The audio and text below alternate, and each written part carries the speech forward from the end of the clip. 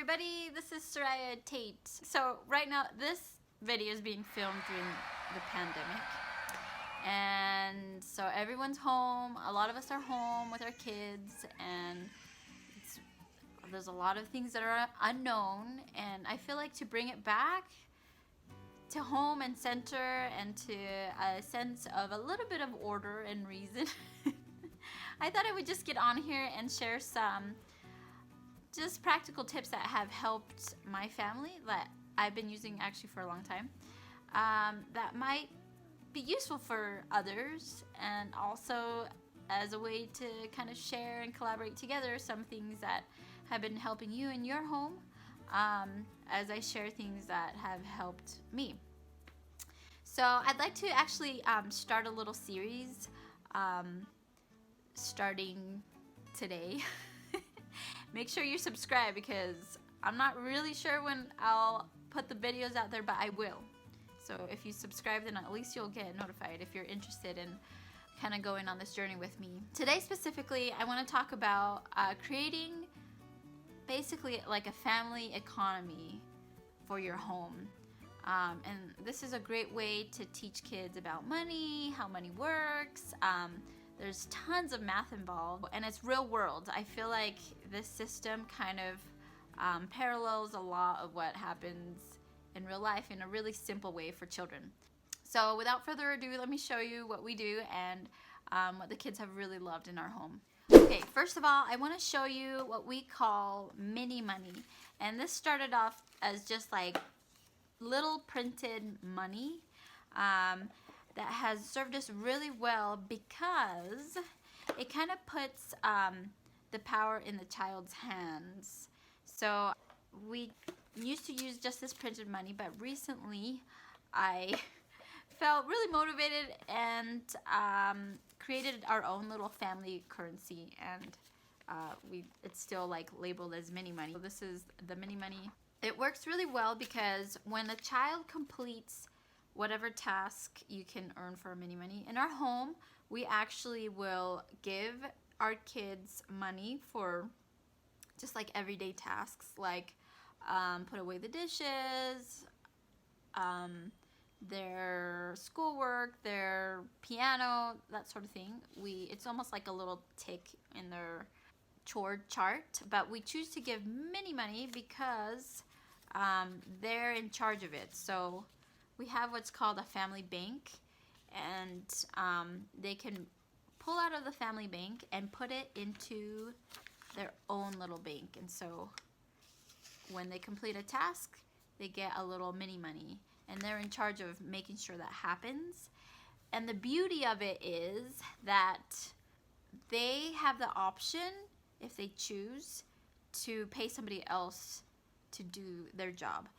And it works really well in my family because when I'm about to stack the dishes again and they haven't unloaded, which is one of the tasks that we have the kids do, I just say, hey, is it okay if I put away your dishes? And more often than not, the child comes running, because if I'm putting it away, they're actually paying me their mini money, or the family bank, back into the family bank, for me doing that job for them. And most of the time, they would rather get money instead of having to pay money.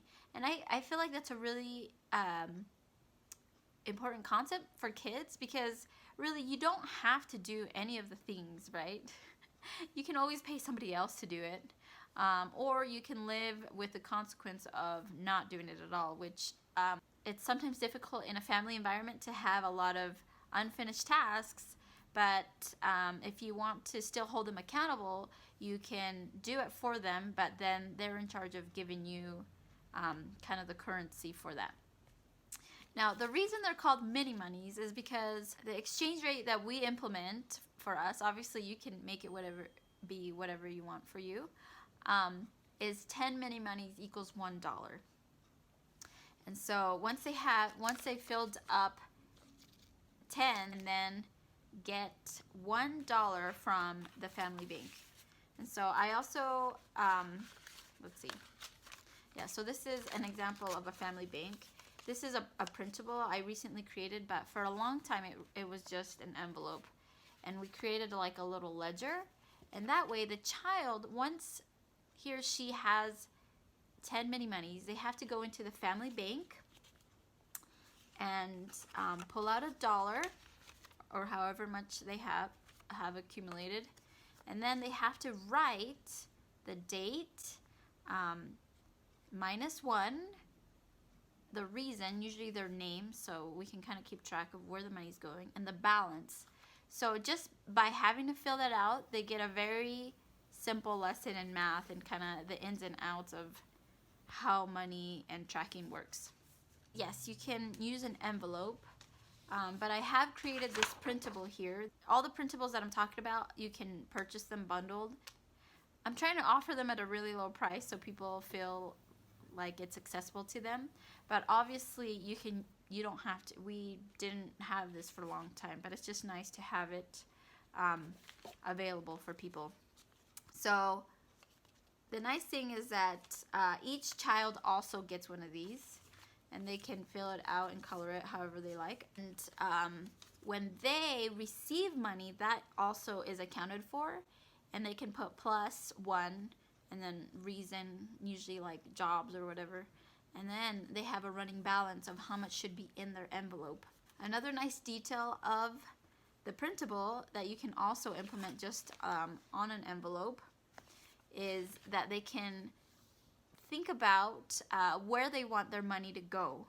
And we teach, like 10% for savings, 10% for donations, or in our church we do tithing. They can write some of their needs, their wants, even I left some blanks so you could, so the child can put it whatever they want.